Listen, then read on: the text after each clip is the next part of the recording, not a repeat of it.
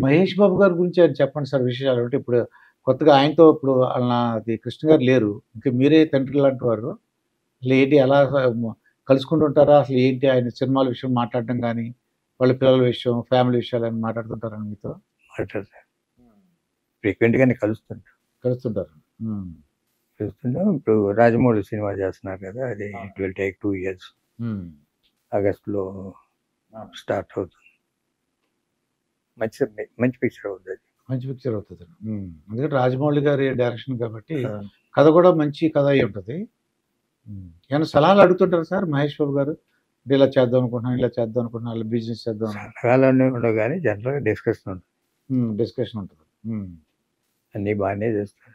ఆ పిల్లలు కూడా పరిచయం అండి మీకు? ఆ పిల్లలతో వస్తుంటారు ఎప్పుడన్నా ఇంటికి వస్తారు. వస్తుంటారు. హ్మ్. నేను వెళ్తాను ఎప్పుడైనా. ఇప్పుడు మీరు మహేష్ బాబు గారి సినిమా 'రాజమౌళి'తో 2 ఇయర్స్ పడతది అంటున్నారండి మీరు. కరెక్టే. కానీ ఇదివరకు మన మా చిన్నప్పుడు మీరు చూసుంటే ఒకే రోజు 2 సినిమాలు వచ్చాయండి కృష్ణ గారివి. అవును. ఒకే రోజు 2 సినిమాలు. అది ఆ సినిమాకి, ఆ సినిమాకి పోటీ. అవును. ఏంటి సార్ నిర్మాణంలో అసలు ఏంటి ఎలా తేడాలొచ్చినాయంటారు? ఇప్పుడు ఇది ఒక సినిమా రావడాలంటే 2 ఇయర్స్ పడుతుంది. అప్పుడు ఒకే రోజు 2 సినిమాలు. వారంలో 3, 4 పిక్చర్‌లు వచ్చేసేయండి. అంటే ఇప్పుడు సబ్జెక్టు, హ్మ్. ఒక క్యారెక్టర్‌లో ఈ ప్రీ ప్రొడక్షన్ వర్కు ఇయన్నీ ఎక్కువుంటున్నాయి. గ్రాఫిక్సు, హ్మ్. పోస్ట్ ప్రొడక్షన్ కూడా చాలా వర్క్ ఉంటుంది. పోస్ట్ ప్రొడక్షన్ గూడా. హ్మ్. ప్రొడక్షన్ టైము లిమిటెడ్‌గా ఉన్నా, ప్రీ ప్రొడక్షన్ వర్క్ ఎక్కువుంటుంది. పోస్ట్ ప్రొడక్షన్ వర్క్ ఎక్కువుంటుంది. హ్మ్. అంటే పర్ఫెక్షన్ కోసం చేస్తున్నారు. ఆ! చేసినయి మళ్ళీ అవసరమైతే రీషూట్ చేయటం. ఇయన్నీ ఉండేయి. పాతకాలంలో కూడా ఉండేయి గానీ, హ్మ్. మా అన్నయ్య 15, 16 సినిమాలు చేసిన రోజులు చాలా ఉన్నాయి. నెలకా లేతే సంవత్సరానికో మనండి? సంవత్సరానికి ఆ! 15, 16 సినిమాలు చేశాను. 15, 16 సినిమాలు. ఇప్పుడైతే అలా 2 ఇయర్స్‌కో, 3 ఇయర్స్‌కో ఒక మూవీ వస్తుందండి. నేను ప్రొడ్యూస్ చేసి 7, 8 పిక్చర్‌లు ఒక సంవత్సరం చేసినయి కొన్నేళ్ళు. 7 అది 7, 8 7, పిక్చర్స్ వచ్చేసాయి. 8 పిక్చర్‌లు రిలీజ్ అయ్యాయి. రిలీజ్ అయ్యాయి. మేము ఓన్‌గా తీసినయి. అవునండి. ఓన్‌గా తీసినయి. అలా హిందీ ఓ 3 సినిమాలు, తెలుగు 2 సినిమాలు, తమిళ్ ఒకటి, బెంగాలీ ఒకటి. అట్లా 7, 8 పిక్చర్‌లు చేసిన సంవత్సరాలు ఉన్నాయి. అంటే అప్పుడు విసుగు, విరామం ఉండేది కదా సార్ కొద్దిగా అబ్బా! ఇదేంట్రా బాబు అని. ఆ! ఇంట్రెస్ట్‌గా చేసేవారు అంతే. కుదరదు. అంటే కథ కుదిరేది, డైరెక్టర్ కరెక్ట్‌గా ఉండేవారు. ఇప్పుడు రమేష్ గారి ఫ్యామిలీ ఇక్కడే ఉంటున్నారండి? అలా అంటే ఆ! అబ్బాయి, అమ్మాయి. అబ్బాయి, అమ్మాయి. వాళ్ళు మీ దగ్గర అంటే కనబడుతుంటారు మీకు. అమ్మాయేమో she is doing post graduation మెల్బోర్న్‌లో. మెల్బోర్న్‌లో చదువుకుంది. ఈ ఆగస్ట్‌లో వచ్చేస్తది అయిపోతుంది. ఓకే అండి. బాబు అండి? బాబు అమెరికాలో ఫిల్మ్ టెక్నాలజీ ట్రైన్ అవుతున్నాడు. Film technology. హ్మ్. ఈ జూలైకి వచ్చేస్తాడు. ఇండియాకి నెక్స్ట్ మంత్ వచ్చేస్తాడు. నెక్స్ట్ ఇయర్ సినిమాల్లోకి. ఇప్పుడు ఎప్పుడన్నా ఈ రీసెంట్ షూటింగ్‌లు చూస్తా ఉండండి. క్యారవాన్ సంస్కృతి ఒకటి వచ్చిందండి. ఒక బస్సులు ఉంటాయి. ఆ హీరో గాని, మొత్తం యాక్టర్లందరూ ఆ షాట్ అయిపోయిన వెంటనే క్యారవాన్‌లోకి వెళ్ళిపోతున్నారు. అసలు 'అల్లూరి సీతారామరాజు' అన్నీ ఎలా తీశారు సార్? అప్పుడు నాకు అదే ఆశ్చర్యంగా ఉందండి నాకు. అసలు అప్పుడు ఇంత ఫెసిలిటీస్ లేవు. ఎలా తీశారు? వీళ్ళు ఎక్కడ ఉండేవారు నైటు? భోజనాలు ఎక్కడ చేసేవారు? అంతంత జనాలు గూడాలు ఇయన్నీ పెట్టి ఎలా తీశారు? అంటే మొత్తం క్యాంపు కన్స్ట్రక్ట్ చేశాం. 6 ఫీట్ ప్లాట్‌ఫామ్ వేసి పైన రైలు గట్టితో ఓకే. ఆర్టిస్ట్ ఉండటానికి అటాచ్డ్ బాత్రూమ్ కట్టి హ్మ్. ఓ 12 కాటేజ్‌లు కట్టాం అట్లా. మిగతా అంతా డార్మిటరీ. హ్మ్. ఒక 5 ఎకరాలు ల్యాండ్ తీసుకొని ఓకే అండి. అంటే చుట్టూతా మళ్ళీ ఫెన్సింగ్ ఏదైనా జంతువులు రాకుండా ఓకే అండి. చింతపల్లిలో హ్మ్. ఇక్కడి నుంచి ఈ వ్యాన్లు గిన్లు ఏం లేవు. లేవు. క్యారవాన్ లేవు కదండీ అప్పుడు. మరి భోజనాలు ఎలా పెట్టారు? నైట్ అక్కడ పడుకోవడమే. పడుకోవడం. మీరన్నట్టు పెద్ద డార్మిటరీ పెట్టారు. మరి పెద్ద పెద్ద యాక్టర్స్ కండి మా కృష్ణ ఇదే కాటేజ్ లాగా కట్టాము. హ్మ్. 12 కాటేజీలు. హ్మ్. కాటేజీలు డార్మిటరీ కిచెన్ కూడా అక్కడే. ఓ 5 ఇయర్స్‌కి కాంపౌండ్ వాల్‌లాగా ఈ ఫెన్సింగ్ వేసాం. వాటర్ కూడా 2 కిలోమీటర్స్ వెళ్ళి తీసుకురావాలి. అవునండి. మంచినీళ్ళు.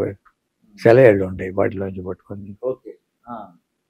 డీజిల్ కావాలంటే 100 కిలోమీటర్లు వెళ్ళి డీజిల్ తెచ్చేవారు. డీజిల్ తెచ్చి జనరేటర్ గురించి ఇవ్వమనండి. జనరేటర్ గురించి కార్లకి డీజిల్ కావాలి కదా. అసలు అప్పుడు ఆ వర్కే వేరు సార్. ఎంతైనా కష్టపడి చేసేవారండి ఆళ్ళు. కానీ అప్పుడు డబ్బులు సంపాదించాలన్న ఆలోచన ఉందంటారండి వాళ్ళకి, అప్పుడున్న యాక్టర్లకి డబ్బులు సంపాదించాలన్న. అంటే పేమెంట్ ఇచ్చాం కదా, రెమ్యునరేషన్ ఇచ్చాం. కాదు, డబ్బులే ధ్యేయంగా వర్క్ చేసి లేదు నేను అనుకుంటున్నాను. పేరు రావాలి, సినిమాలో యాక్ట్ చేయాలి అని నేను అనుకుంటున్నాను నేను. సినిమాలో యాక్ట్ పేరు రావాలనేది ఉంటుంది, డబ్బు ఉంటుంది, రెండూ ఉంటాయి. వాళ్ళ టెక్నీషియన్స్ కానీ ఆర్టిస్ట్ కానీ వాళ్ళ పేమెంట్స్ వాళ్ళకి అంటే ఇంత పేమెంట్ లేవు ఇప్పుడు. అవునండి. ఇప్పుడైనా వర్క్ చేయటం అట్లనే చేస్తారు కదా వెళ్ళినప్పుడు. అంటే మాకేంటంటే సినిమా వాళ్ళకి అలవాటు, ఎక్కడన్నా ఫెసిలిటీ ఉంటే ఏ ఫెసిలిటీ తీసుకుంటాను. ఫెసిలిటీ లేకపోతే ఉన్నదాంతో అడ్జస్ట్ అవుతుంది. అది మొట్టమొదటి నుంచి ఉంది. ఏ హీరో రామారావుకైనా కృష్ణ గారికైనా లేకపోతే ఎవరికైనా ఫెసిలిటీస్ ఉంటే మాత్రం తీసుకుని, ఫెసిలిటీస్ ఉంటే ఫెసిలిటీస్ హైయెస్ట్ ఫెసిలిటీ ఊళ్ళో ఉంటే ఫెసిలిటీ లేదు, లేకపోతే ఉన్నదాంతో అడ్జస్ట్ అవ్వడం. అంటే ఒక గ్రామం ఇంట్లో ఎవరైనా పెద్దవాళ్ళు ఇల్లు ఉంటే ఆ ఇల్లు కూడా తీసుకోవడం అలా చేసేవారు.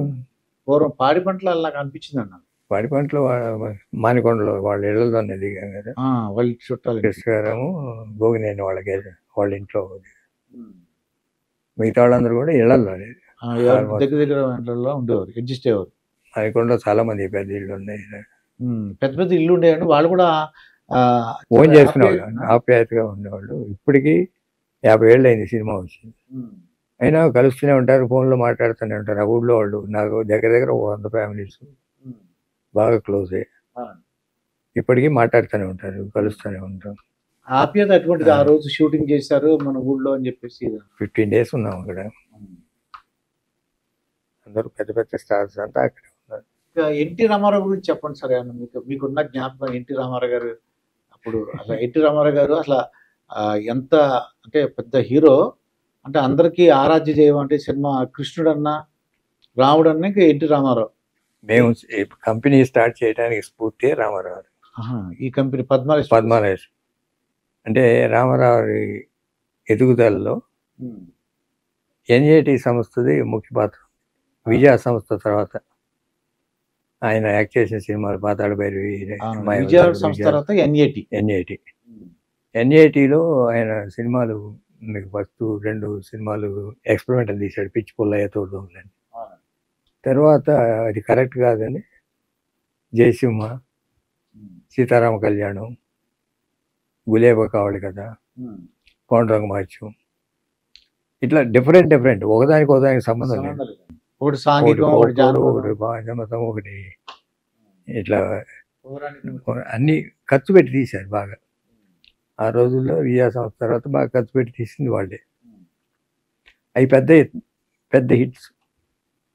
రామారావు చిరస్థాయిగా నిలిచిపోవడానికి ఆయన ఓన్ సంస్థ ఒకటి ముఖ్య కారణం. త్రివిక్రమరావు గారిని అట్లా మనం కృష్ణ గారిని ఈయనతో చిన్న సినిమాలు తీసేవాళ్ళు అప్పటికి, బ్లాక్ అండ్ వైట్. మనం కూడా రామారావు నాగేశ్వరరావు స్థాయికి వెళ్ళాలంటే మనకు ఒక పెద్ద కంపెనీ మనం ఓన్గానే తీయాలి అనే ఉద్దేశంతో పద్మాలయ స్థాపించి ఆయన అగ్ని పరీక్ష అనే సినిమా తీసాం. అది అంత ఆడలేదు, ఇది కాదని కమర్షియల్గా తీయాలని మోసగాడు తీసాం. పద్మాలయ స్టూడియోస్ లో మంచి ఫేమస్ వచ్చింది మోసగాడు. అదే ఫౌండేషన్. ఇవాళ పద్మాలయ సంస్థ ఇలా నిలబడటానికి ముఖ్య కారణం మోసగాడు. అది ఆ రోజుల్లో పాన్ ఇండియా సినిమా. అవునండి. 10-12 భాషల్లో డబ్బింగ్ వెళ్ళి రామారావు ఫస్ట్ పిచ్చి కాపీ వచ్చినాక ఆయనకు చూపించాం. ఆయన చూసి బయటకు వచ్చినాక చాలా బాగుంది బ్రదర్, పిక్చర్ మంచి హిట్ అవుద్ది అని అన్నాయనని. కాకపోతే లేడీస్ రారేమో ఈ సినిమాకి, అది ఒకటి జేమ్స్ బాండ్ సినిమా కదా అని, అది కోపయ్యే టైప్ వెరైటీ ఉంది. అంతా బాగా తీశారు, బాగా చేశారు ఉంది, సినిమా హిట్ అవుద్ది. ఆయన అన్నట్టే ఆ సినిమాకి లేడీస్ రాలా, ఒక సెక్షన్ వచ్చి ఆగిపోయింది. ఓకే అండి. దాని తర్వాత 12 కాపురం తీసాం. సూపర్ హిట్ సార్ అది. లేడీస్ దీనికి రాలేదని లేడీస్ థియేటర్లు ఏడుపులు అండి. 12 కాపురం చూడటం ఇక ఆయన చూపించారు అన్నయ్య, చూపించా ఇది కరెక్ట్ పిక్చర్ అని ఆయన 100 days ఫంక్షన్కి విజయవాడ ఓవర్సీ థియేటర్కి వచ్చారు ఈ చీఫ్ గెస్ట్గా ఆయన. వచ్చారన్నమాట. అక్కడే అన్నయ్య మీతో కూడా ఒక సినిమా తీయాలని అన్నగారంటే ఓకే ఆయనే ఫంక్షన్లోనే అనౌన్స్ చేశారు, నెక్స్ట్ బ్రదర్ కృష్ణ గారి సినిమాలు నేను చేస్తాం, మేము ఇద్దరం కలిసి చేస్తున్నాం అని. అట్లా అప్పటి నుంచి ఎప్పుడు కూడా తర్వాత దేవుడు చేసి మనుషులు చేసాం. సూపర్ హిట్ దేవుడు చేసి మనుషులు ఎస్వి రంగారావు గారు సూపర్ హిట్ సార్ అది. అది ఆయనతో అప్పుడు 12 కాపురం 100 డేస్ ఫంక్షన్లో మాట్లాడింది దేవుడు చేసి మనుషులు. దేవుడు చేసిన మనుషులు షూటింగ్ అంతా స్టార్ట్ టు ఫినిష్ అంతా అవుట్డోర్. ఆ రోజుల్లో అంత అవుట్డోర్ ఆయన ఎప్పుడు రాలా అంతకుముందు. ఓకే అండి. బసవతారం గారు ఆవిడని కూడా తీసుకొచ్చారు. అంటే మేడం ఆవిడ ఎప్పుడు షూటింగ్కి వెళ్ళలేదు అంతకుముందు ఎప్పుడు.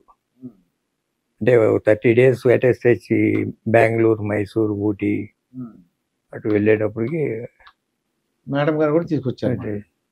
ఆ తర్వాత బందర్లో షూటింగు, మధ్యలో కోనేరు సెంటర్లో అండి. బందర్లో మా బ్రదర్ హనుమంతరావు అంటుండేవాడు బందర్. ఒకరోజు నన్ను అడిగాడు, ఏదో హనుమంతరావుకి ఏదో స్కూల్ అనేటుంది, బందర్లో షూటింగ్ అంటాడేంటి, ఏదో క్లైమాక్స్ చేద్దాం అనుకుంటున్నారులేండి అని. అదేంటని ఎక్కడ అకామిడేషన్ ఎక్కడ అరేంజ్ చేయమంటారని అడిగాను నేను. ఏంటి మా ఊరు వచ్చి మీరు నాకు అకామిడేషన్ అరేంజ్ చేస్తారా, షూటింగ్ ఎక్కడో చెప్పండి, ఏ టైంకి రావాలో చెప్పండి వస్తా అంటే నిమ్మకూరులో. అది నిమ్మకూరులో ఉన్నారు ఆయన. అంటే బందర్ షూటింగ్ కదా, అక్కడి నుంచి బందర్లో జడ్పీ గెస్ట్ హౌస్ మీరేమో అడిగారు అకామిడేషన్ ఎక్కడ కావాలని. మా ఊర్లో నీ అకామిడేషన్ ఏంటి అని చాలా హుందాతనంగా మాట్లాడారండి. అప్పుడు 46, 48 degrees టెంపరేచర్ ఉండేది. పొద్దున 7 గంటలకు మొదలెట్టి 11ంటికి బ్రేక్ చేసేవాళ్ళు. మళ్ళీ ఇంటికి వెళ్ళి మళ్ళీ 3:30, 4ంటికి వచ్చేవాళ్ళు. కోనేరు సెంటర్ తీసినట్టున్నారు. కోనేరు సెంటర్ రోడ్డు అంతా తీసాం, పోర్ట్లో తీసాం.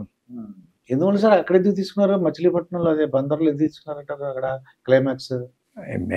కొంచెం కోనేరు సెంటర్ రోడ్డు కొంచెం వెడల్పు ఉంటుంది కదా, అంత రోడ్డు ఎక్కడ లేవు, వైజాగ్లో కూడా లేవు, ఎక్కడ అన్ని ఎగురు దిగుళ్ళు ఉంటాయి. అప్పుడు ఇంత వైజాగ్ ఇప్పుడు లాగా డెవలప్ అవ్వాలి, అందుకని బందరు మచిలీపట్నం. అయిన తర్వాత ఆయన బర్త్డే వచ్చింది. అప్పుడే బర్త్డే వస్తే మా అందరిని యూనిట్ అందరినీ మేము ఇక్కడ ఏదైనా ఫంక్షన్ ఎలా చేద్దామని బందర్లో అనుకుంటే ఆయన మచిలీపట్నంలో ముందుకు మీరంతా మా ఇంటికి భోజనానికి రండి నైట్ అని యూనిట్ అందరికీ భోజనం పెట్టించారు. నిమ్మకూరు తీసుకెళ్ళి